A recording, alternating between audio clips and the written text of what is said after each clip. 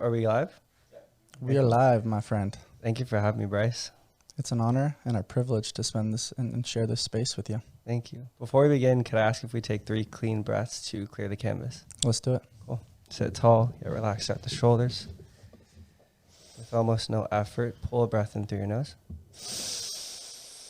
Open mouth, exhale, release. Same pace 2 more times.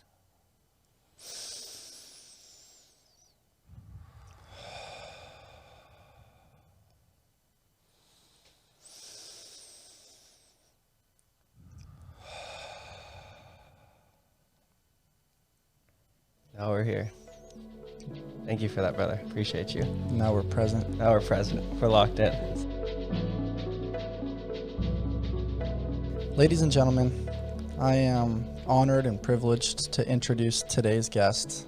And he's a former hockey player turned yogi. And his journey into yoga began after his hockey career was abruptly ended in 2019 by a series of severe concussions. During his recovery, he discovered the profound healing power of yoga and meditation, which helped him rebuild his mental and physical health. If you guys were sitting with me here today, you could feel the amazing energy of Mr. Brandon Bergado. Thank you for that intro. What up, dog? What's up, dude? Thanks for having me. I'm excited to be here. I'm pumped for this, and something about your energy and your presence is really special. And I think there's a reason why those concussions took place, because I think it was steering you towards a path of greater expression. And I can see it, I can feel it. And I mean, for us just meeting today, like we're playing ping pong, like the frequency's dancing, and like we're definitely gonna have to do something on the other side of this. Absolutely. But what does that mean to you, knowing that you've found your way into a space that lights your heart on fire, and every day you wake up, you are painting on a blank canvas and doing what you love?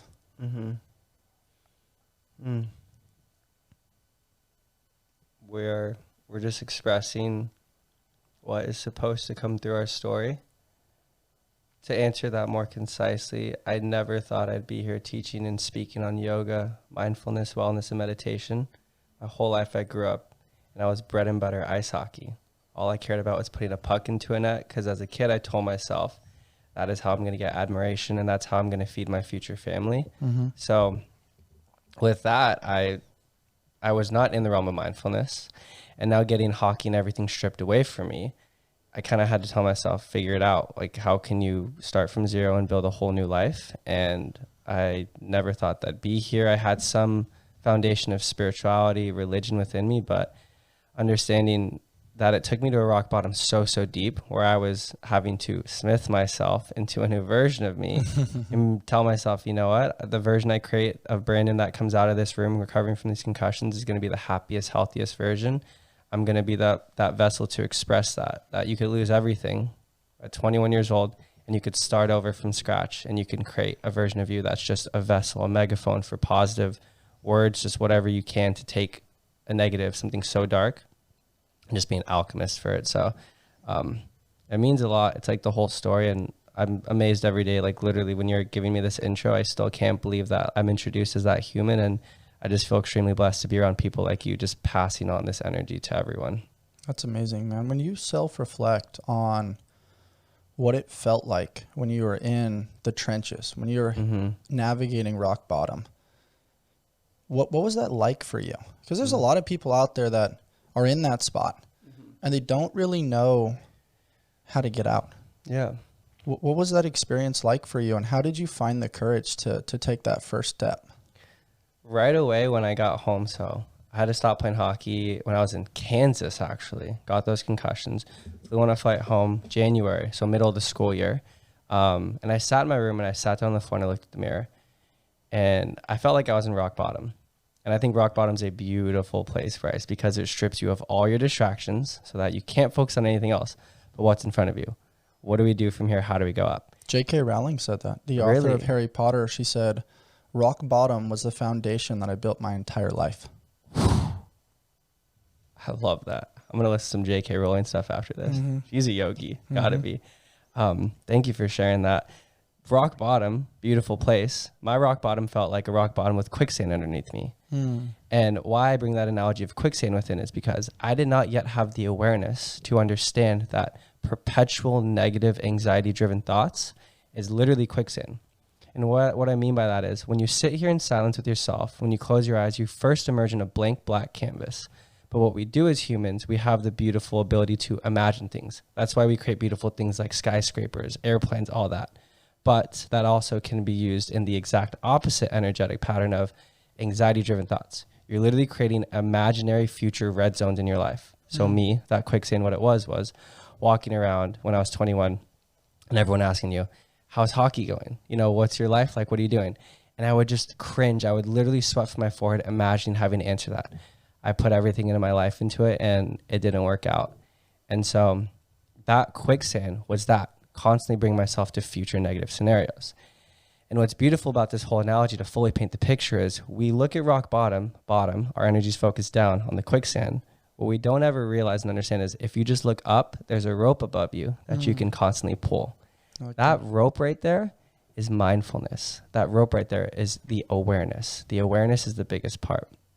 And the awareness of it is to notice yourself. Hey, Brandon, or hey, Bryce, why are you thinking these negative anxiety-driven thoughts? Why are you perpetually pouring more quicksand underneath you? What you do is when you have that awareness, you stop yourself in your tracks. Now you're in the driver's seat to then talk to your personal self, this imaginary egoic self inside of you that's a separate entity. And you just start talking to it. And you just say, hey, you don't need to think about that negative future scenario. Because what if this future positive scenario happens? And just like a bicep, a muscle that you've never worked out your bicep in your life, 10 pounds is going to feel heavy. If you've never worked out your awareness, your mindfulness muscle in your life, it's going to be hard. Meditation's hard at the start. But what do? You just keep working it. You let time heal. You keep working it. And you constantly keep telling yourself, I'm going to let go of the quicksand below. I'm going to keep pulling on the rope above me. And every time you pull on the rope is every time you talk to yourself in a positive manner. So that whole analogy, that came through. And I was like, damn, I'm going to go into that as hard as I can. Enter yoga and mindfulness. I love that so much because so often, I'll just use the art of comparison as an example here. We may look at somebody else and be like, oh man, like I wish I had their life. Yeah. But then pause for a moment. It's only what you see. You're in love or you're attracted to what you see. But then there's all these other layers of the onion that you don't see. And so I always think about the analogy, if you're going to trade with that person, you don't just get to trade that one attribute or that one thing. You got to trade all of it. Yeah. So it goes back to like what you said. If you're going to acknowledge the bad, you also have to acknowledge the good. And I think it's that beautiful contrast, the yin to the yang, the light with the dark. And in the midst of extreme darkness, to have that little whisper of hope, knowing that when you look up, there's a sliver of light. And every time those negative thoughts come into my mind, I can acknowledge them, say, hey, what's up? We don't hang out anymore. I'm going to cut that cord and I'm going to let you go. I'm going to take those 3 breaths like we started the podcast with today. And it's this beautiful concept of you're not granting negative thoughts a permission slip to live rent-free between your ears. They're allowed to visit.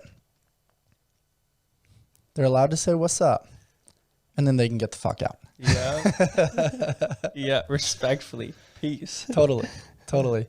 Something that you said made me think of this quote, which is, the best teachers are those who show you where to look, but don't tell you what to see. What comes to mind when you hear that? Oh my gosh. Yep. Right away. One of the last trainings I took in Costa Rica for yoga was the teacher said, what are the qualities of a master teacher? And it's like the old adage of teach a man to fish. You know that. You give a man a fish, feed him for a day, teach a man to fish, feed a man for a life. The best teachers are actually teachers that help the students understand they don't need their teachers. The student is then their own teacher. In short, concise with that, I think the best teachers are the ones that actually help you discern better, even at the expense of what you think of your own teacher. Because if they've passed on to you where you feel trustworthy, confident, where you can figure out your own formula for yourself, the teacher understanding that there is no right or wrong way to do something, there is simply just your way to do your way.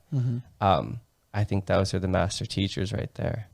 I like that. It also takes such a deconstruction of the ego and the possessiveness of the teacher that maybe wants to hold on to the student or, you know, have a client for a little bit longer, but you realize like you're with this person for a season. Yeah. And then they eventually graduate and somebody new takes their place. And then they get to pay it forward. And then you foster this depth of relationship and friendship where now you as the teacher are now learning from your previous student. Yep. And it's this beautiful like collection or collective that creates movement, that creates energy, that creates this forward progress. And I think that's one of the most beautiful things about teaching and coaching and connecting is just seeing that progress. Yeah. It's really cool, man. What's at the forefront right now? What's been some of the creative projects that you've been working on recently? Free is the way to be. Life beats us up a bit and causes some bumps and bruises, but that doesn't mean we have to stay on the sidelines. This is why we've partnered with Kinyan Labs. Get back to doing what you love with this incredible portable device designed to get you back in the game.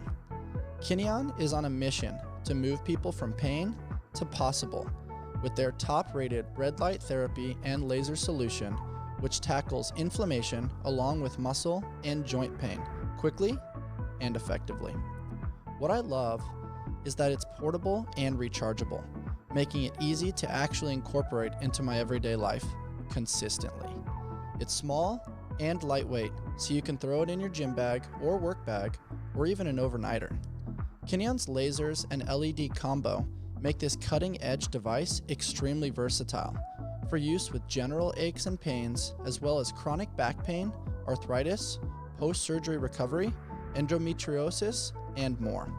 This has been an amazing tool keeping my elbows and knees pain-free for pressing, pulling, and squatting in the gym. Great tools like the Move Plus give me the freedom and flexibility to continue living life on my terms without limitations.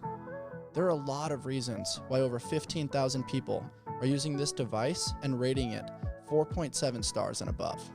Head on over to kinyan.io and use code ALLSMITH at checkout to begin your pain-free journey. The creative projects, man, we're throwing darts to the board right now. So to give the baseline of the creative projects was I went to school for software engineering. I love that world of X's and O's and just figuring out how the binary behind everything works. But that started expressing itself as the front end of business. So when I finished school, I realized that I wanted to go hard into yoga. I wanted that to be the rocket ship of my career. But I wanted software engineering to be the fuel that fuels the rocket ship of that career. So with that, I was like, I need to figure out how to develop a website, how to create a brand and an aesthetic that actually breathes the emotion of what I feel like it would be to experience a class with me. So that has evolved into, I bought an iPad, one of the best purchases of last year, Procreate, great app. I developed brand kits for myself, and then now I develop brand kits for other people. Very cool. That's a beautiful artistic expression. Love graphic designing. Been doing websites for other entrepreneurs and wellness people in this space in San Diego. And then on top of that too, with yoga and everything, I love clothes. Like I love how they feel like fabrics, materials. And so I was like, that would be so cool to create cuts of clothes that I simply want that feel cozy, comfy, but to blend these streetwear cuts into mindfulness, energetic accents. So the thank you for meditating with us tagline, I thought that looked beautiful embroidered. Put that on a shirt in an oversized cut.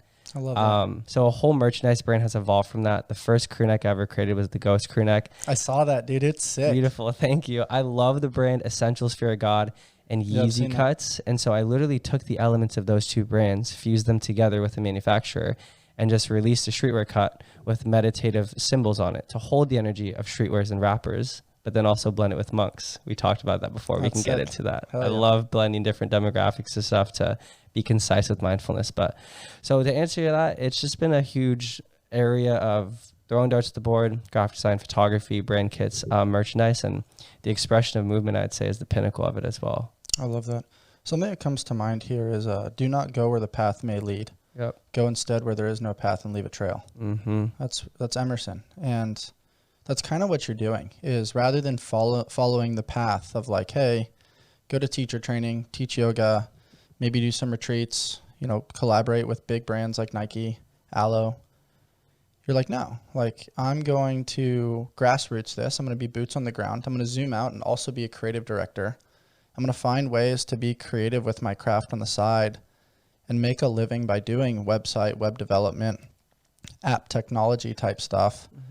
And then you're finding a way to take all these little crafts, put them into a blender, and then make some sort of digestible smoothie. Great analogy. That is Brandon Bergado. Yeah. Right? Dude, we might need to make like a Brandon Bergado like collection for Allsmith. That'd be so sick. I'd be so into it. What is it about? Yeah, right. What is it about oversized tees and why they're grabbing attention right now? Because we went through so many phases of fashion where like back in the 90s, it was like baggy everything. I look back at some of my basketball pictures and like my shorts are kissing my ankles. Like it's a lot going on. And then all of a sudden we got like super tight everything and like hugging the biceps. The tapered joggers and stuff. Everything's tapered. And then and like every bit of fashion like has its place. Yeah. And I played in all of it. Yep, same. And now we're coming back to like oversized tees and kind of like volleys, like shorter shorts that show off the leg a little bit. And it's comfortable. It's classy, it's comfortable, and it's kind of swaggy. It is. Show off the quads. Totally. Show off the quads. Totally. Yeah. Fashion, styles, everything. Honestly, yeah, like it's cool to see the waves. Personally, why I like the oversized stuff, this comes from a vulnerable place. When I first stopped playing hockey, I would perpetually sweat on my body, my armpits, because I had so much social anxiety.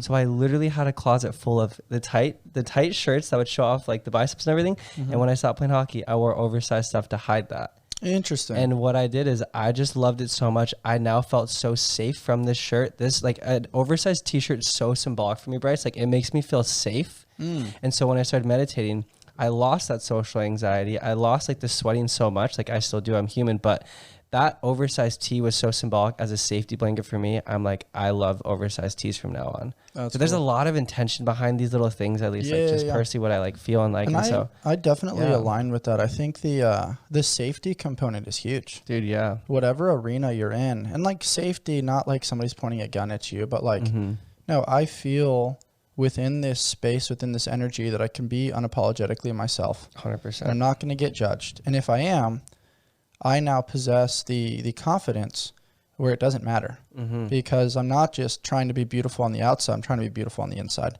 and grounded. And I think that's a really special place. That's cool, man. I think that's a really, really cool answer around the oversized tee. I've never heard somebody describe it that way before. Yeah. That's fun, man. The very heart of yoga practice is abhyasa, steady effort in the direction you want to go. And when I think about that, that's what you're doing. Steady effort, gradually, one foot in front of the other, trying to take your vision and make it a reality. When I kind of put that into yogi speak, what comes to mind there? You like gave me a good refresher. We learned that in teacher train a while ago. Oh, cool. Thank you for that refresher. Grow sustainably.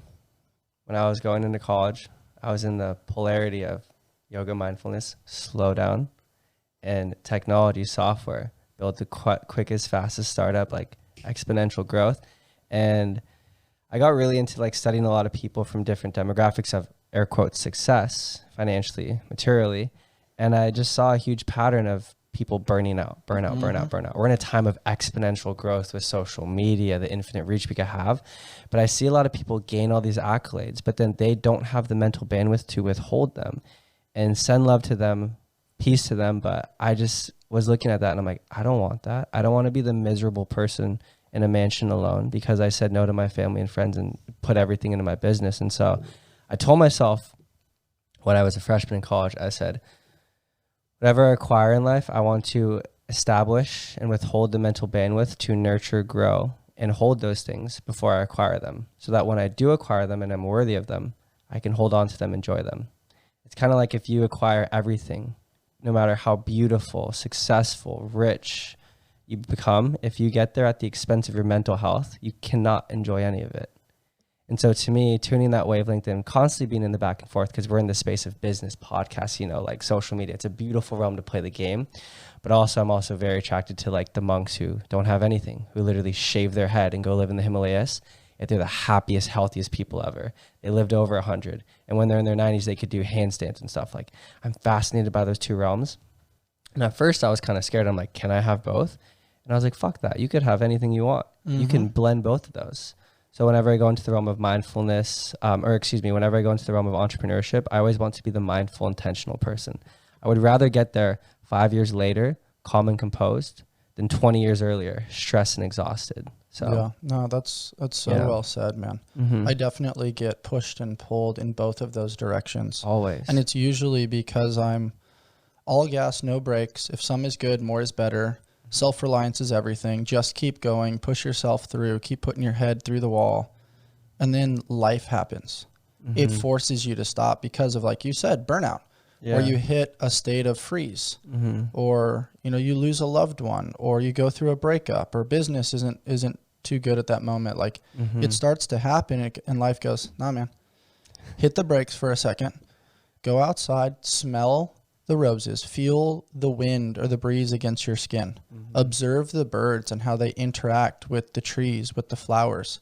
Take a moment to look somebody in the eye and give them a little smirk, give them a little smile or a head nod, like, what's up? Yeah. And actually connect. And I think sometimes we forget that, in my opinion, we're actually here to learn and to love. Business can be a part of that. Entrepreneurship can be a part of that. But when it grabs hold of you in that way, you heard me make this analogy in relation to fitness. Yeah. Do you have success or does success have you? If it's at the expense of deep, meaningful relationships, joy, love, fulfillment, and your mental health, is it really success? It's a form of success that may be a bucket that's relatively full, but if all the other buckets in the spokes of life are empty, that's not a beautiful life to me. And I think the minimalist component that you referenced as well is beautiful because I, at least for me, I can't speak for everybody, the biggest form of suffering is attachment. Yeah. Getting Right? yoga cure, Bryce. I love this. What are your thoughts on attachment? I think detachment is one of the most beautiful superpowers. I have it tattooed on my arm as the first tattoo. It's attachment with a line through it. Nice. As a little reminder. Well, first attachment, I'm totally stealing that, dude. Dude, do it. I love it. Do it. I don't own it. I would love more people to have it. It's a beautiful reminder. That's cool. Well, relationship with attachment was infused kind of in my life, not by my own intention, but hockey takes you to the corners of the world. I grew up playing hockey all over North America, Canada, and every 2 years, the pattern was I'd get signed to a new team. So from 15 to 21, that was my pattern. And I got really good at goodbyes, good or bad. I'd have a best friend, best roommate, best homie on the team. And then 2 years later, I'd have to be like, peace out. I got to go literally focus on my career. We'll keep in touch, but like, you're not in my life anymore. And that was really hard. That is the part where they were right in front of my ecosystem. But there's a way to stay connected to things, but not attached to them. When I got older, I was like, I'm not going to stay attached to seeing my buddy every day. Like, I don't have that, but I could still stay connected to him. I don't even have to talk to him, but I could still think and meditate on him and be like, I hope he's doing well over there in his life. He's doing a great job. So I think there's a beautiful balance, beautiful blend of being connected to things, not attached. One really good thing that like stuck to me at a young age was an experience I had with my mom. So when I was 15, that's when I was able to start traveling around the US and play to where I'd get signed by teams. And as a 15-year-old, you're a kid. Your parents don't want you to leave. So I was either talking to a team in Connecticut or Anaheim. My home was the Bay Area, San Jose. So I could either move across the country, Bay Area. I could either move across the country or down south. And my mom, of course, wanted me to move down south, but my heart really wanted me to go to Connecticut. And for a month, she really didn't want me to. And as like 15-year-old me, I'm like, Mom, what the heck, dude? Like, let me go. Like, I need to go play. And it was when she finally let go and said, you know what? I love you. I'm going to set you free. That was connection, not attachment. Because if she was selfish and attached to me, she would say, no, you're staying here with me. I'm keeping you all to myself. If you really love something in life, you let it go. And you hold that energy of attracting, not a chasing. If what you let go is meant for you, it will come back and it will just be in your field. That's a way to hold your own peace, how to let yourself let go of things where if something doesn't happen in your life, oh, well, that's okay. It was not meant to. Mm-hmm.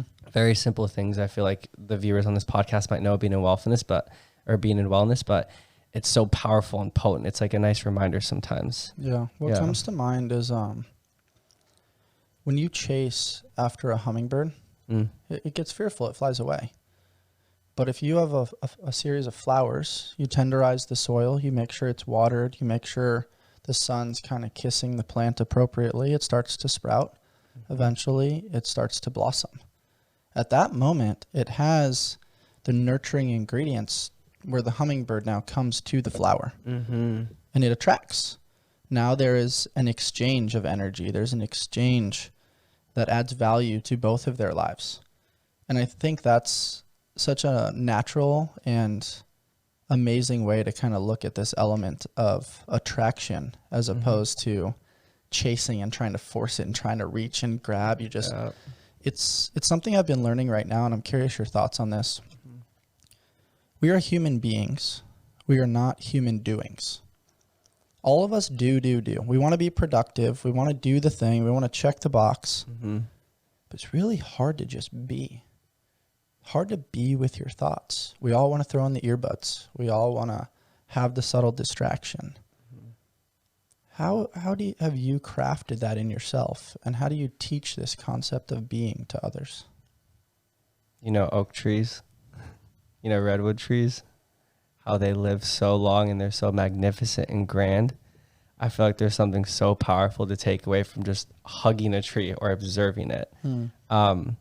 I love that. You literally made me look up and left when you said, what was it? Don't be, or instead of human doing, human beings. I had to really reflect on that for a moment. I really like that. I believe the people who can just watch everything and let it pass by with a soft smile on their face, that's gangster to me. Like, it's the old Asian man on a park bench that just watches everything. Like the Mr. Miyagi just chills. I'm like, that's one of the coolest people on earth to me, because no matter what happens outside of them, like, life is the most beautiful, crazy video game. You're going to experience the highest highs, the lowest lows. But the person that can remain equanimous and enjoy it the most that they possibly can, that's where I want to be. This came from, do you know Aubrey Marcus? Oh, yeah. Aubrey Marcus podcast. That was one of the first podcasts I started diving into. He had a great conversation on one of them. And it's like posing a question. And I actually want to just like ask you this and just see your response. Just whatever comes to mind. But so we sat there. He's like, all right, imagine you live your life 80 years, 100 years, and then you die. And I don't know what you believe in, but respect to that is, what if this scenario happened where you die and you come to the gates of heaven? You come to the gates of eternity. And before you walk in, God opens the door, sits you down on a bench, and hands you a notebook, and says with the most peaceful smile on his face, I just gave you these 80 to 100 years of life. I gifted you this entire experience of life. You enjoyed it. You cried. You sang. How did you feel about it? How was your experience? Give me your Yelp review on the life I just gave you. How would you respond? How does that even make you feel, understanding that that could be your perspective of life at the end of it? What comes to mind for me is I was fully enrolled in the process. I was supremely present in every single moment to the best of my ability, within the peaks, the valleys, and everything in between. And I never looked at things as good or bad, but rather that they just are. And life didn't happen to me, it happened for me, in the pursuit of learning, loving, sharing, connecting. And whenever it is my time, 60, 70, 80, 100, whatever, I want to know that I have peace of mind knowing that I was my best and I was there. And when I say there, I mean like I can be here with you, but I can mentally be over there. I want to be enrolled in every single element of the process. And I think in doing so, there's a texture that comes with that. There's an energy that comes with that.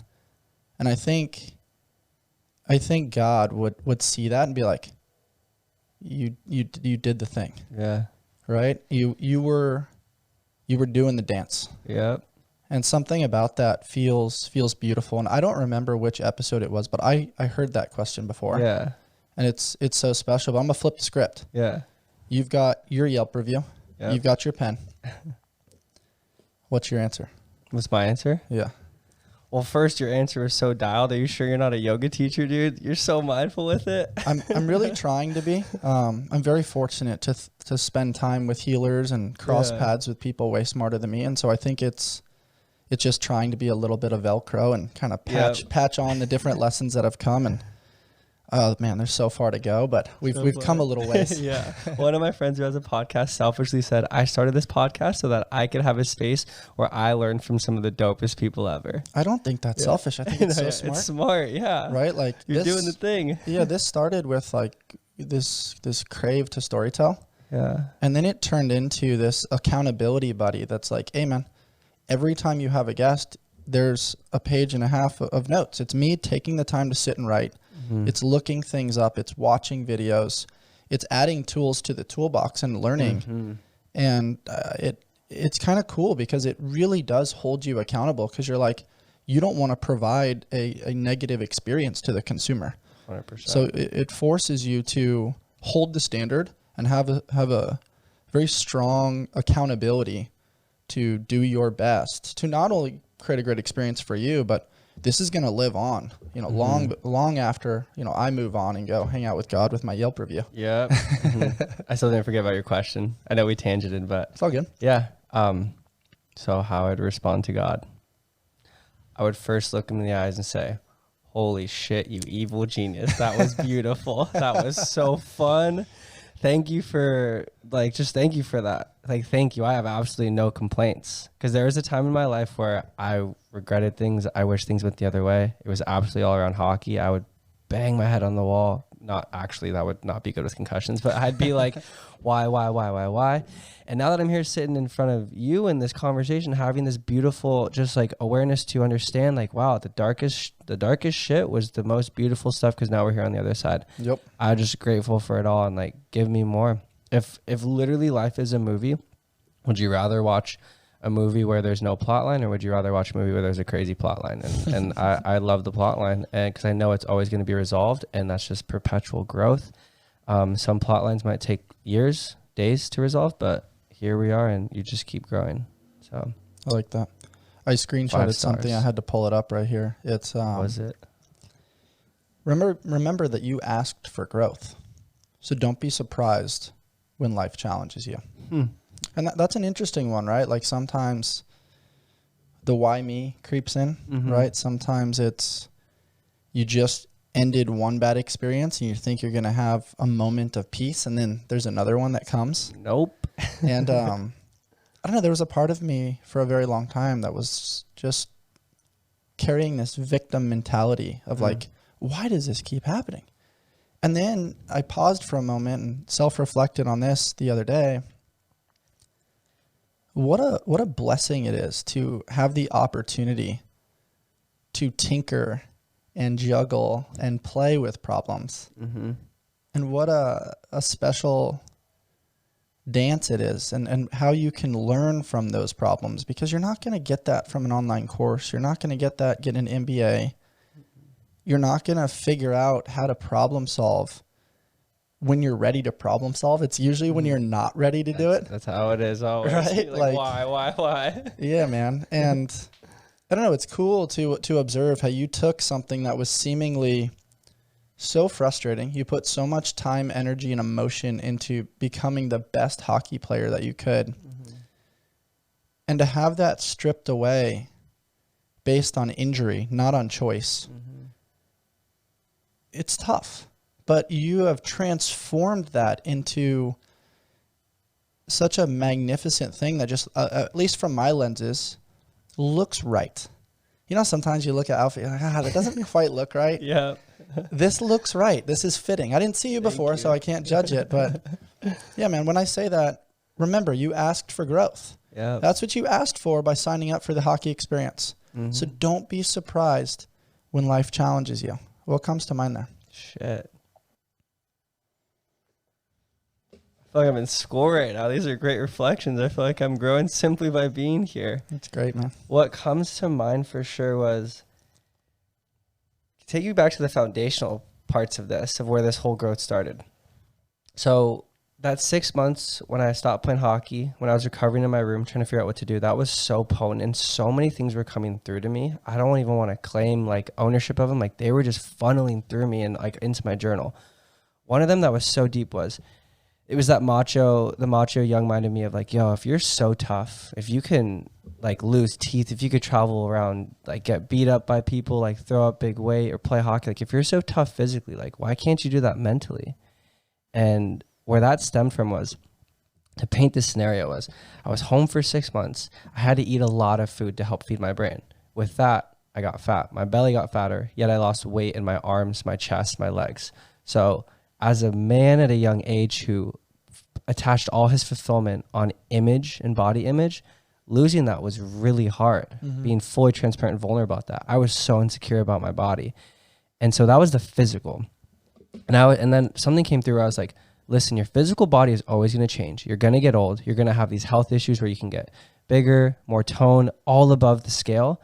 But like, if you're so tough physically that you thought you were, why can't you be tough mentally? Why can't you look down at your body, no matter what you have, who you are, where you are, and be like, I want to have the mental resilience to where I can look down at myself and be like, I'm going to create the happiest, healthiest version of me. I don't care what I look like to anyone. I just want to feel that for myself, because everything's a byproduct of the internal work you've done. So that was a huge, huge part in that whole growth chapter of like, once I was able to accept my new version of me physically, first and foremost, then I feel like it just started snowballing and stacking. Then I had these little analogies of like, well, if you get dealt a hand of cards in poker and they're not so great, sometimes the people who bluff with those hand of cards that aren't so great, but they embody it so much, all of a sudden their energy is attractive. They somehow attract the energy to win the hand by bluffing. And so I was like, I'm going to look down at the hand of cards I've been dealt at 21 with all these concussions, losing hockey, and I'm going to sit there and smile in my room in meditation and say, these are the best damn cards I've ever been dealt, and I'm going to make the best use of them. And with that, you ask for growth. And so then I had more and more concussions.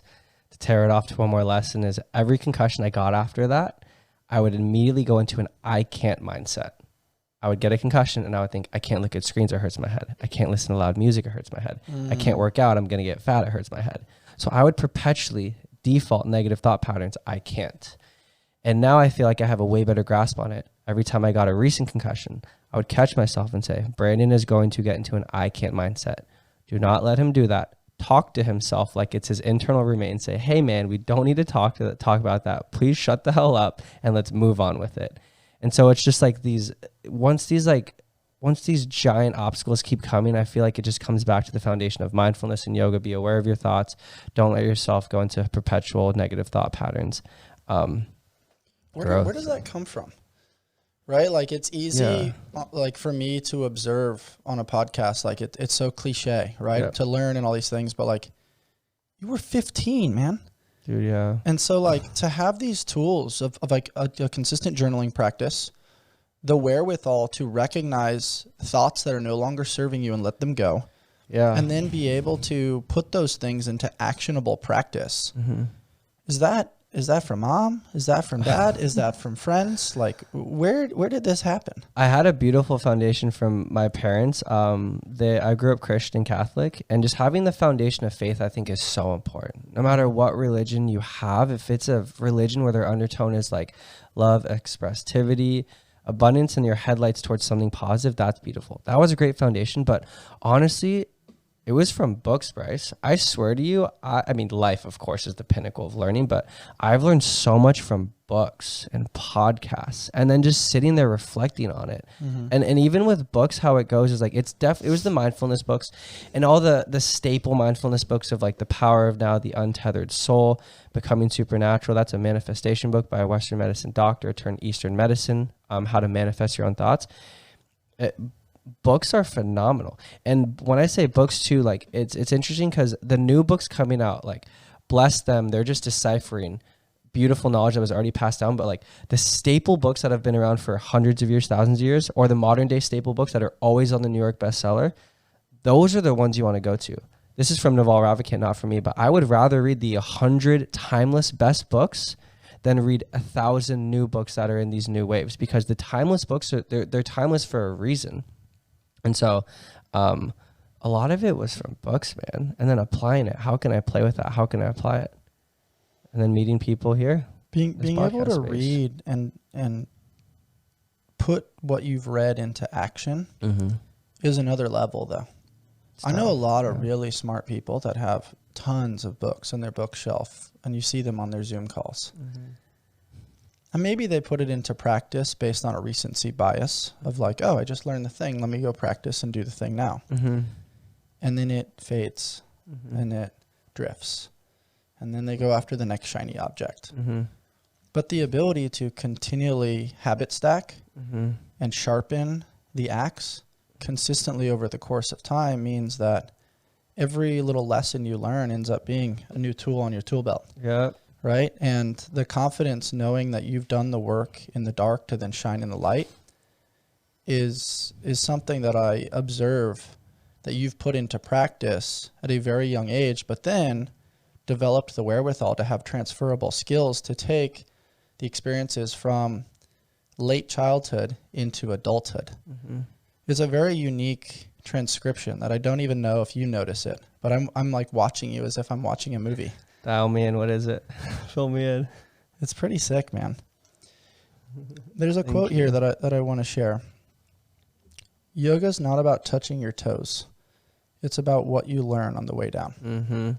I just heard that recently too. And it's so interesting, right? You're like, oh, hinge, touch your toes, or, various terminology. People are always in a hurry to get to the outcome. They're like straining, pushing themselves. Why are my hamstrings? Why is my low back so tight?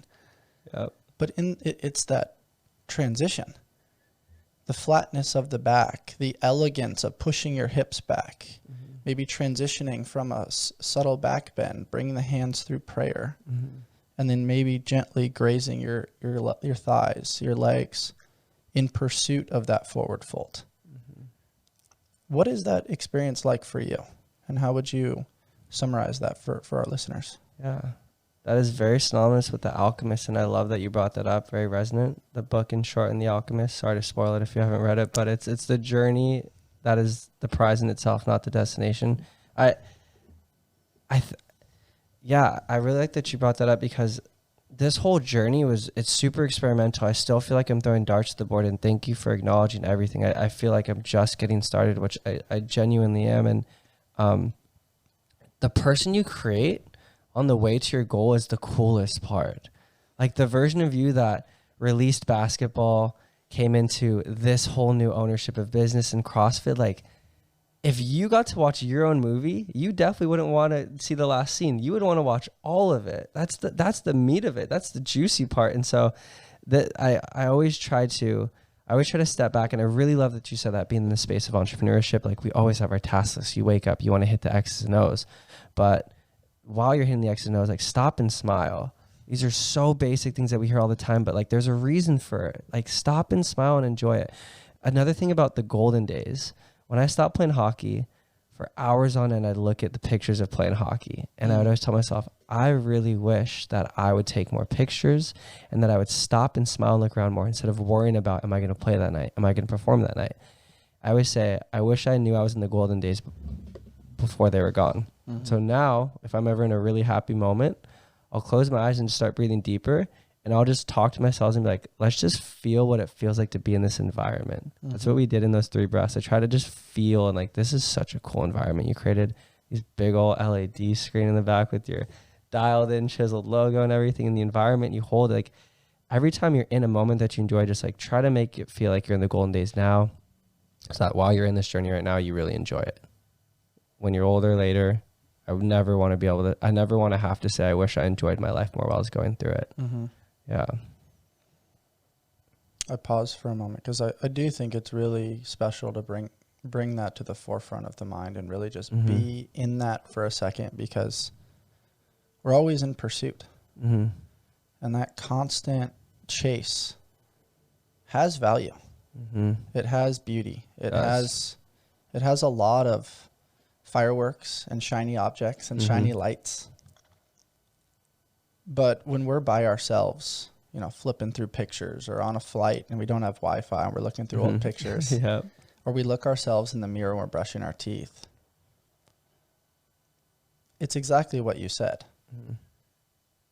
It's looking how we built certain things. It's looking at the ghost crew neck that you made. Yeah. It's looking at the yoga mats that you work with that are all about the yin and the yang, the relationships that you've built, the energy that you've crafted, the laughter, the in-between. And I can't help but lean towards this. And tomorrow's my mom's funeral. And this reminds me of just deathbed conversations, right? Like my mom didn't talk about working more. She talked about laughing when we used to play chess. She talked about playing tennis. She talked about a lot of the amazing hikes and travel experiences that we had and laughter around a mess or animals that we shared. None of that was the X's and O's. The X's and O's have to exist. It's part of the human experience. But you're literally hitting the nail on the head that we all need to slow the fuck down. Yeah. Take a few more pictures, smile a little bit more, hug and dab people up more, and just realize that there's so much to the human experience that isn't always seen, but must be felt. 100%. Thank you for sharing that one, receiving that deeply. Could I ask you a little reflection question? Do it. So the first concept to set it is there's two bank accounts we have in life. Your monetary bank account and your spiritual bank account. Understand which one is finite and goes away when you die. Understand which one lives on within you and around you once you leave. You just said the stories your parents would tell, or the stories now the kids will tell when the parents are gone. So when you think of this, if people are currency, if experience is currency, what fills up your spiritual bank account? And that's just like something beautiful to reflect on. Yeah. That's a really great question that I think more people should tinker with and journal with, because that'll change over the course of time. 100%. But I definitely think leaning towards that spirit, because that lives on, like you said. I've never thought of it that way. It's an interesting one. Yeah. What are some of your favorite questions to ask people to reflect on? Like maybe something that's like in your go-to in your classes. How are you actually doing? The actually is important, I think. Because you know we always say good. Respectfully, sometimes you have to just say good, you're busy. But I like asking people, like, how are you actually doing today? I think that's a great one. I hate when people say good, man. You know what my response is when I'm busy? What? Hey, I'm doing all right, but like, let's bookmark this for a second. I'm in the middle of something, but let me come back to you and give you a real answer. That's great. I think that one's probably top of my list. And I don't mean to like steal your thunder right Not here. at all. That comes to mind. Another one that I hate is the soft half hug. The soft half. I love the real hug, or I love the dab up, Bring it like in. pull people in and like actually hold them for a second. Yeah. Because it's what you described. Actually, it is not just like, it's like, no, like I wanna hold you, and if you're having a bad day, like I'm gonna feel your shoulders drop for a second. I want to share this moment with you, knowing that like I care about you and I've got your back. And I think there's something a lot more tangible and real to that versus check the box, said what's up to the homie. 100%. It's more meaningful, I think. It is more meaningful. It's more like the word artistic came through, but might not necessarily be that. But like if every day you were painting a symphony with your actions and intentions and your eye contact and all that stuff, that's very beautiful to do. It's very intentional. You gave me a good reflection there. I'm definitely going to take my time more in interactions, greeting and closing with people. Thank you. How are you actually doing? I'm stealing that one too. How are you actually doing today? It's a good one. That was good. What's your second one? Second one. This one's funny. Sometimes I'll walk in and be like, at a yoga class, like, who are you? Why are you here? What are you doing here? Just kind of aggressive, but kind of firm, but also makes you think, why am I here? Do I just like stretching my hamstrings? Or do I like breathing slow? Or do I literally just like the music teacher plays? It's just, why are you here? Because I think in this day of infinite choices of so much convenience where you can do everything, every adult, every human, every person that walks into a yoga room, I'm kind of like, you're dope for being here. Like, you're cool for making that choice. Because when I first walked into yoga rooms, when I think the first yoga class I ever went to, I was 17. My mom brought me. It was a Bikram class, a heated class.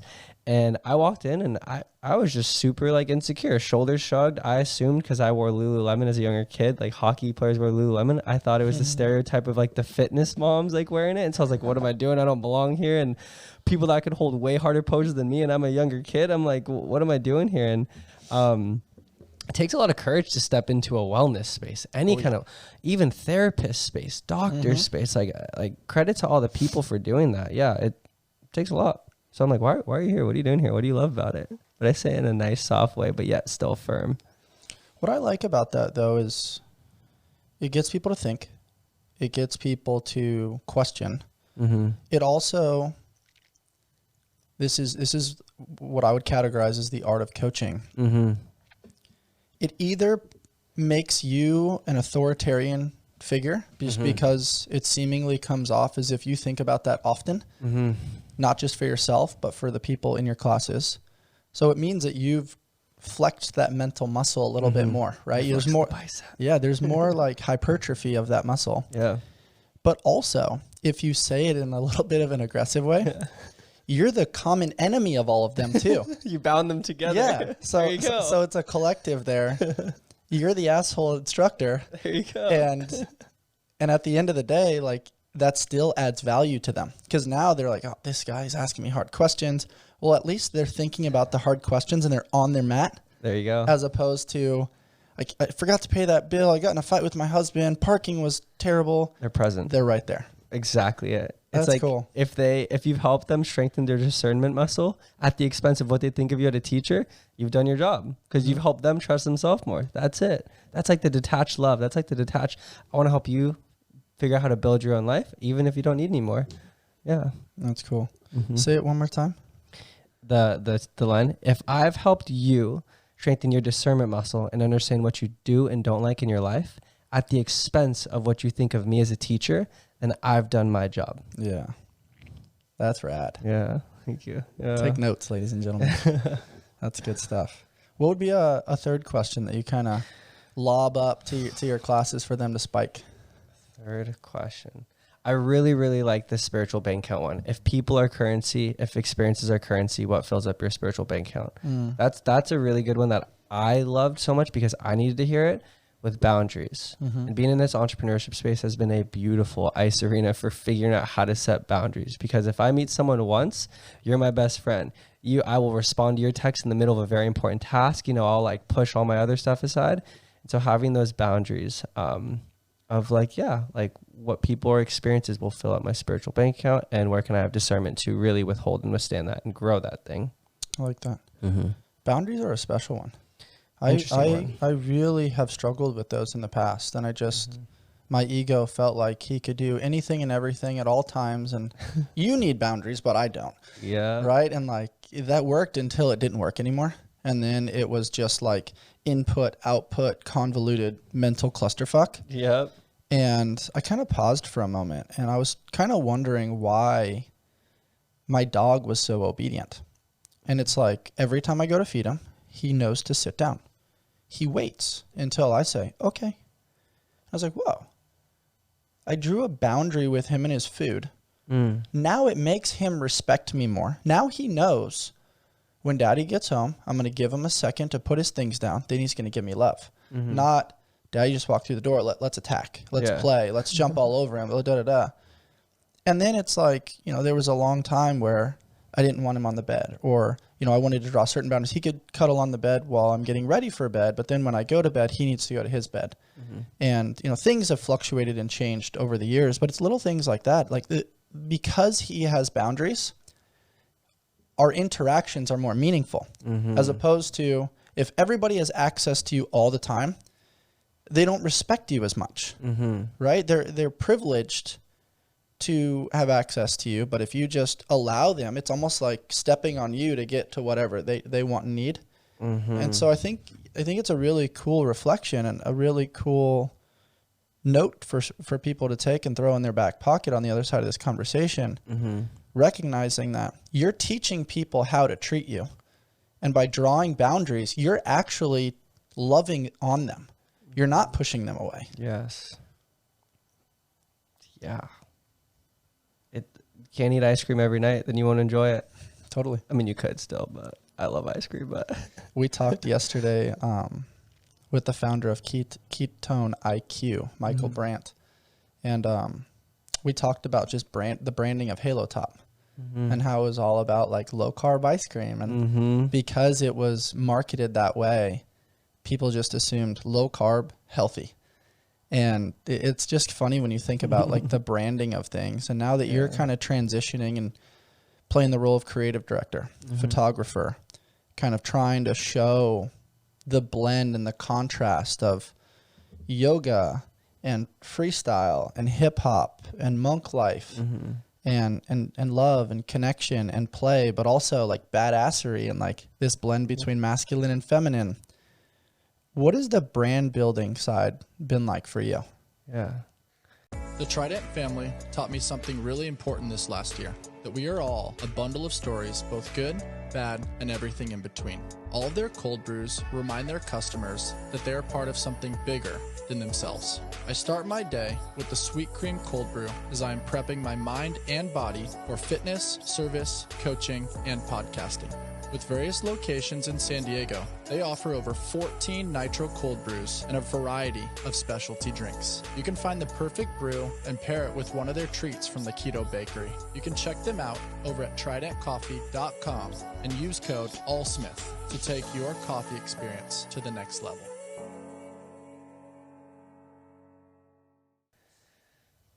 It's been fun. It's been tough at times. You know Rick Rubin? Yeah. Fucking love that man. Yeah. Rick Rubin is a huge inspiration. He says, whatever moves you, your favorite piece of art, create that simply. That's it. And so when it came to building this brand, when I first got into the realm of yoga, I followed 3 people, Jonah Kest, Dylan Warner, and Patrick Beach. Initially all of them because they were savages at like doing handstands and having full body control. But then also with that, they all have really dope elements of being a very normal man, speaking in their tone, their manner, having that masculine authoritative energy, but being so fucking graceful and so intuitive and artistic and almost feminine. They have a dope 50-50 split, super secure in who they are and who they're created. And so I was like, they're really big inspirations. I'm not exactly them, but I see shards of myself within their practice. I would love to have a beautiful, dope practice that is so controlled and strong yet graceful. Handstands moving upside down, going to the hardest type of postures, asanas. But then also on top of that, I was like, I really love the realm of media. I've been always really inspired by rappers like A$AP Rocky and Kanye West were huge for me growing up. Kanye sent him love for the mental stuff he's going through, but like they both have some really beautiful things of they're so confident in who they are and their abilities. And it's contagious. And so that confidence there is like, I really love the energy of that, of like, shut up little ego self. Like you can do whatever the fuck you want in your life. Just figure out your formula. But then also that energy is sometimes overwhelming. It's sometimes hard and it gets on your mental health. I really love the energy of monks like Thich Nhat Hanh, and everyone in that space of just like super soft feminine. So I was like, I want to create this brand where everything you see feels energizing. Kanye, A$AP artists, everything they do is energizing, but yet everything is zen, like monks. So the tagline is everything we do, your experiences with me, whenever you wear the clothes, I want you to feel energized yet zen, a good balance of both. And to get in that creative space, it just evolved into, I want to design an aesthetic that fully resonates.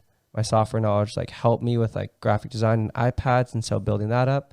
And I wanted to make visuals that really, really feel healing, not too busy. With Instagram page and website. So it's been a whole track on the whole creative brand, and it's taken a lot of time. It's taken a handful of years, but now where it's evolved is I think my favorite expressions right now are teaching handstand workshops, because that stuff is so wild and crazy, and your body freaks out. Whenever your hips are upside down your head in nature, you're freaking out. That's not cool. So when you can bring yourself to that and calm your breath down and breathe, I just feel like you've created another green zone in your body where you can navigate and have fun with. That on top of the merchandise, Recharge Design Studio is the recent name I just came up with. Recharge, I feel, is so concise with my brain. Like every time you're hanging around me, I want you to feel recharged. Anytime you take my class, I want you to feel recharged. So that has evolved into clothes and merchandise. The crew necks, I'm really grateful. We sold out the first line, and now we're working on t-shirts now. So that's sick, man. It's just a big evolution of throwing darts at the board. You know how the entrepreneurship. We got to do a collab, man. I'm here for it. That'd be so fun. That would be fun. I think it'd be really cool to like go through the entirety of the process and like whiteboard it out and kind of play with different fonts, different designs, different concepts. I really like getting a peek behind the curtain into your mind and realizing just this contrast and recognizing like everybody's always judgmental based on whatever they see of Kanye. But if you zoom out of that and you just look at the art that this dude's created, the objective art, it's crazy. I mean, let's also just go back to the Super Bowl, right? His commercial, right? Like genius. I mean, from my understanding, the narrative that I heard was he literally went to his car, filmed it on his phone, emptied his bank account and paid, I don't know, $7 million or something. Maybe it was 14, just to have this commercial aired. And then all of a sudden that night, his album or his song goes to #1 on Spotify. Nuts. And everybody was like, you know, putting him down originally for, you know, waste of money, being disruptive, going against the grain. You know, he's not totally there based on perspective. Maybe some of those things are true. I don't know. But from a marketing standpoint, that shit worked. He's a genius. And it's something that is also relatable. You and I know what it's like to try to like film a video on our phone. We don't always know what it's like to have a full Super Bowl commercial production team that takes days and hours and crafting, you know, the humor and the product placement and getting the actors and blah, blah, blah, blah, blah. He did it by himself. And like when you think about that creative mind, the willingness and the risk tolerance to do something like that, hate on it if you want. It's ballsy. The risk tolerance. That's a great word. Yeah. Yeah. Risk tolerance is huge. And let's jump into that because security, people love security. They love getting the same paycheck. They love that their health insurance is covered. You know, they get, it's usually 9 to 5. There's consistency. Consistency typically leads to a decrease of FUD, fear, uncertainty, and doubt. Entrepreneurship is none of those things. Oh my gosh, no. Right? Like some days I wake up and I'm like, I got the thing. I'm confident today. Some days I'm like, I don't know if we got the thing today. And then there's other days where most days are kind of somewhere in the middle where it's like, all right, like we've got some systems and processes over here. Like we've got some of these things dialed. And then over here, it's like, I'm not really ready to do that, but we're going to do that. And you're learning as you go, and it's scary, but you're sharpening that element of risk tolerance. You're realizing that when you look over your shoulder, there's proof of concept that, oh, how did we get these systems and these processes in order that I am secure about? We started when we weren't ready. We refined them. We did them. We delegated. We asked for help. We made mistakes. We took ownership. We lost a lot of money, made every mistake under the sun. But that's why we're going to have that Yelp review when we go see God, is because we were enrolled in the process of creating. Yes. That's why they call him the creator, man. Yep. This is a good reflection. Risk tolerance. It's a big one, man. I mean, you have it, right? Like you're trying to build a team. You're trying to put together designs that are not just lighting your heart on fire and like doing it for you, to echo Rick Rubin, right? He's like, dude, don't make shit to try to like satisfy everybody else. Make it for you. And I think there's something beautiful to that when you do so and you're your own fan, you're making something that you already have a consumer. Yes, you. Right? But if you're always making it for other people, it's almost fleeting because you're trying to control things that are outside of your control. Yep. Don't externalize, internalize as much as you can. And even like here, like this whole experience of what you built, it feels like a really cool, genuine expression of you. And that's the whole thing, is like when you build what you like, you're going to attract the people that like you and ultimately what you like. It's the whole salesman adage too of, I know we were talking about risk tolerance, but a little side tangent here, but the whole salesman adage of, let's say there's a scenario where I'm a consumer, I'm trying to buy something and you're a salesman. Two scenarios.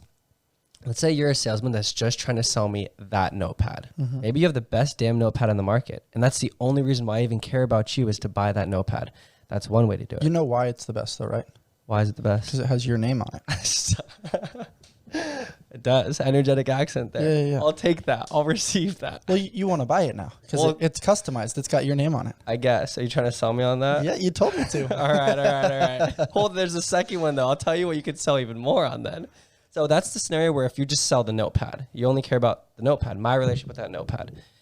The second one that's very valuable is, instead of trying to sell the notepad, sell me on our relationship. Sell me on how much I trust you as a businessman, to tell me when I trust you and you tell me that that product is the best in the market. Now you've sold this relationship. So now let's say I love you as a human. I'm sold on you. Let's say that notepad business goes away and then you need to start a new business. You start selling microphones. But because you've sold me, I'm going to buy whatever you sell me because I trust you as a human. That whole adage of those two ways to sell on relationship. Don't sell on product, sell on emotion. That's the whole key that I've been trying to dive into to come back even to Kanye and stuff, is like, man, he's going through a lot, but like the risk tolerance he has, the courage he has to be crazy to get a budget for a Super Bowl commercial and be like, yo, what's up? I put $20 shirts on my Yeezy website. Check them out. Like, there's just so much admirable like stuff when like you feel there's a human behind a product. There's a story behind a product. There's risk taken behind the product. And I feel like that has been really beautiful with brands I've worked with trying to fuse that into my brand, and even experiencing this with your brand. Like, I'm really grateful that I'm here. I'm really intentional with this time, and I know it's a beautiful expression of you. And so the more you express yourself to what's genuine to you, it's going to be a reflection to find the actual people that like you, and then they love your product simply as a byproduct of what you sold off them. That's a really amazing piece of feedback. We talked about it. And you've done a great job here, brother. I appreciate it, man. It's a constant work in progress, and huge shout out to Luke, who helped me get started on this project. And then we love you, Luke. And then it transitioned over to Mitch, and Mitch has been a godsend. His creativity and his behind the scenes and keeping my head screwed on straight when it's flustering all over in the clouds is phenomenal. And Jose being able to kind of get us hooked up with the studio and the LED light, Mike Yeager helping us out with graphic design and the logo stuff. Like, what's so cool is like, I really appreciate you kind of really emphasizing those things, because so much of this lived in my headspace, but I didn't know how to express it. And I think through connectivity in those relationships, people were able to like tease it out of me the same way I'm able to like tease out maximizing human potential and fitness.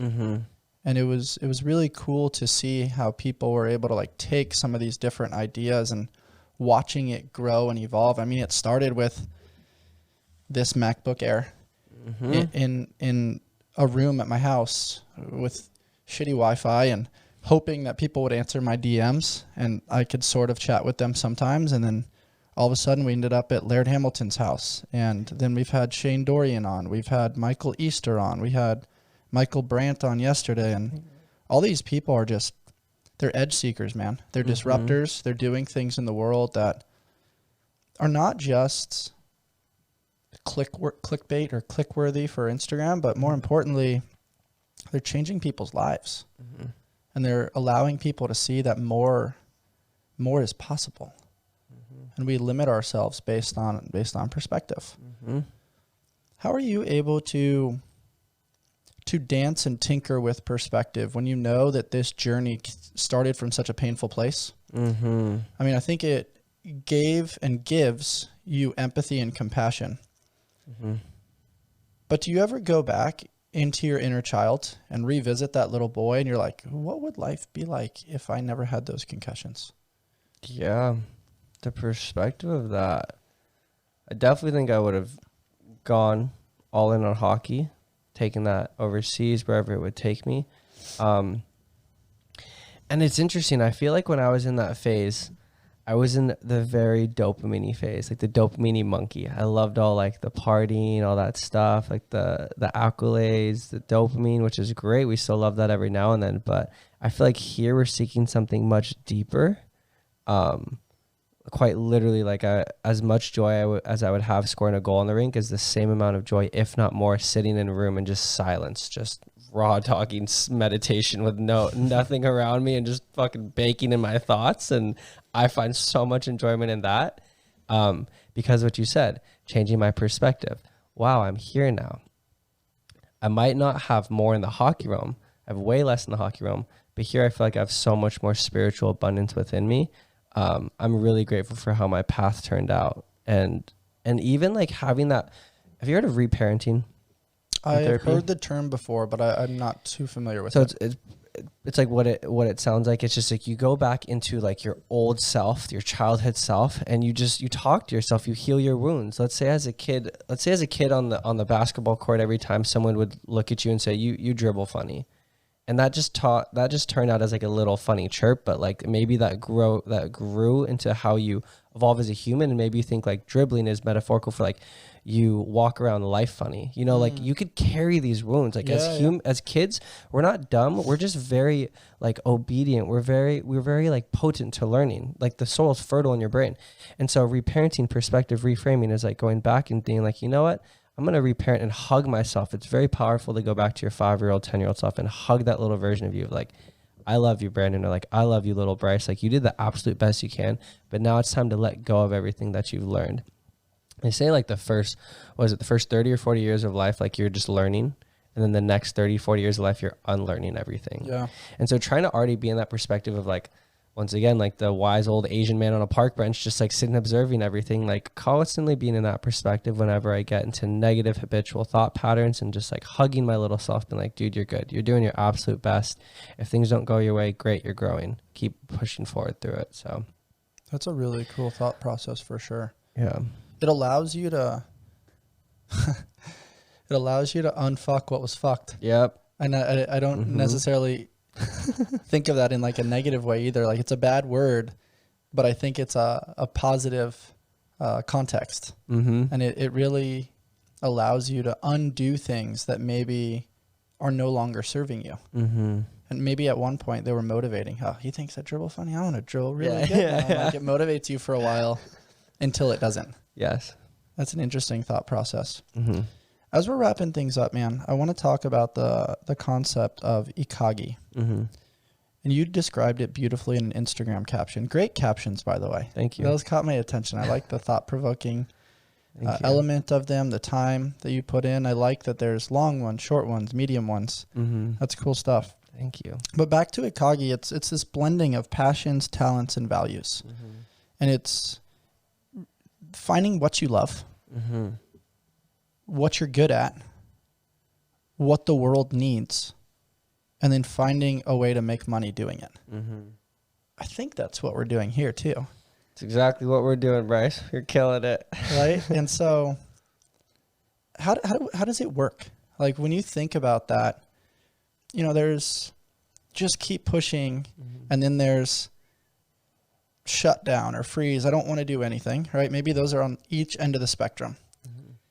And when I think about ikagi, it's like somewhere in the messy middle, where you found this blend between work and play and art and creativity and admin and great communication and fighting, but not too much fighting. There's passion, there's enthusiasm, and it's somewhere in this messy middle. And I just view it as just this construct of like beautiful movement. Yep. It is that. It is. It's such a dance and a play, figuring out all those elements, how to help people, how to make money, how to enjoy what you're doing. And that might take a lot of time. I feel like I'm very elementary might not be the word, but I'm just getting started and it feels really good. So I'm going to keep riding this wave, see what happens. But I think the feedback I got was senior year of college when I started teaching in studio. Sophomore year was teaching all the way through, and senior year is when I started getting asked to teach workshops and bigger events, and people would come up to me, and sometimes I'd think it'd be a terrible class, But the little excerpt I tell at the beginning of, I played hockey. I never thought I'd be here, but holy shit, I'm happy to be here. Those words right there helped impact people. And they're like, seeing you go for something that you like, whether you think if that class was absolute hot trash or not, they're like, I'm inspired. And so hearing that made me feel so happy, because even if I'd go home and not feel like I taught a good class, I'm like, well, if that helps someone smile, then I think I'm on the right track. And constantly stacking those little experiences and wisdom nuggets from other people, I think has really helped solidify it. We're human. I still go home sometimes and like, what am I doing? Is this really resonant? Sometimes I even think like, am I being cheesy with how I'm doing these things online? But I'm like, no, dude, those are great human thoughts to have. They keep you safe. They keep you in your bounds, but also know when to let them say, hey, please shut the fuck up. I don't need you. You're amazing, but thank you.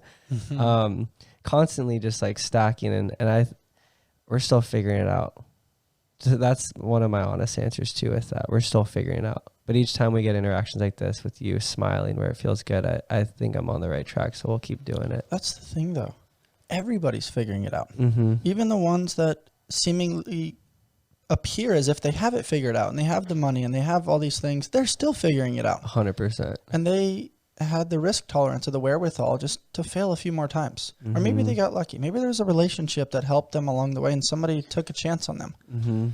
What came to mind as you were saying that is every day may not be great, but there's something great in every day. And like you, sometimes I leave podcasts and I'm like, man, that wasn't my best today. Yeah. I was all over the place, too many tangents.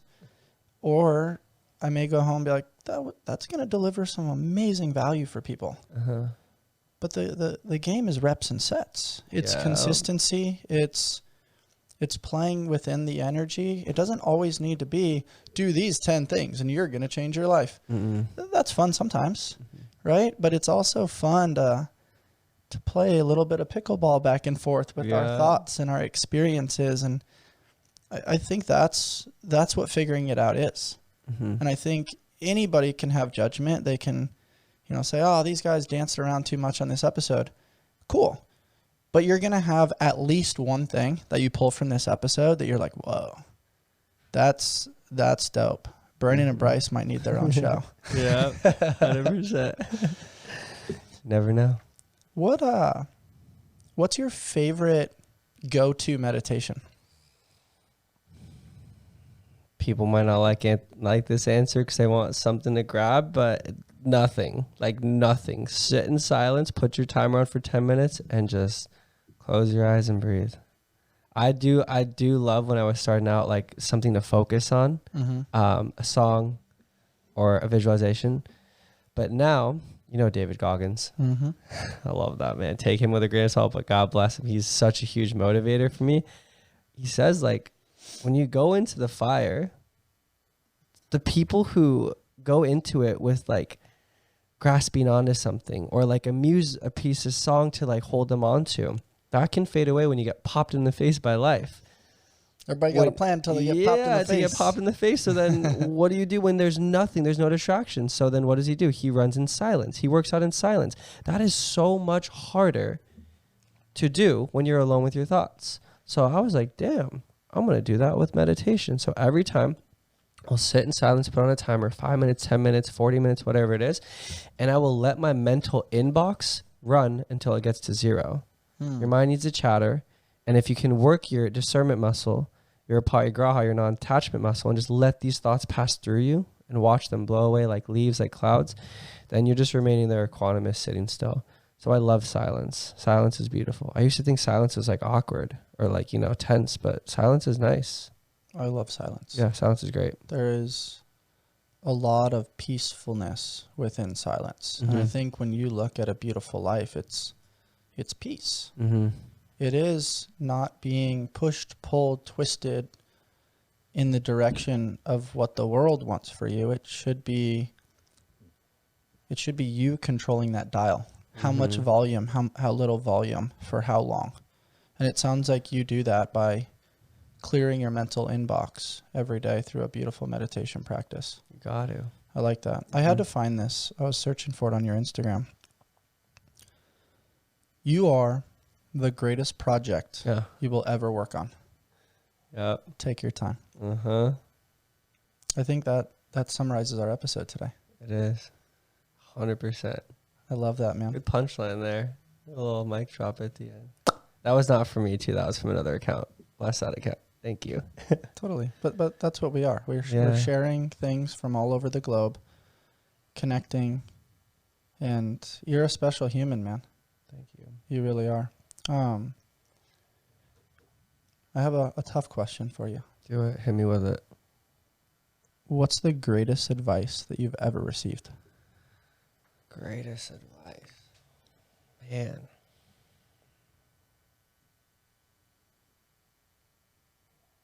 Might not even be advice. Just a saying. You're going to be okay. That's it. Keep it very simple, concise. Mm-hmm. Behind that, to not get too long into a tangent, you think your current scenario that you're suffering in is permanent and forever. That's a human condition to create anxiety perpetually. But understand everything you've ever gone through that's been tough within a year, a week, or whatever it is, time has healed it. It's dizzled it out. And you've almost forgot about that worry. So whenever you're going through something, remember that that is temporary and you will be okay as time goes on. This too shall pass. It will, absolutely, yes. Beautiful saying there. Challenges are what make life interesting. Mm-hmm. Overcoming those challenges is what makes life meaningful. Mm-hmm. Bars. This was special, man. For those of you listening, if you enjoyed my conversation with Brandon Bergado, please rate, review, subscribe, and share with your friends. Brandon, where can people find you? Instagram, BrandonBerg _ will definitely have that tagged. Website is brandonbergado.com. That's where I have yoga, retreats, clothes. I'm dropping very, very soon within the next week, a new line, Wave 2. And so all that is there, but we'll tag it all on my Instagram. Love it, man. Stay on the hunt for who you've not yet become. Until next time, guys. Thank you.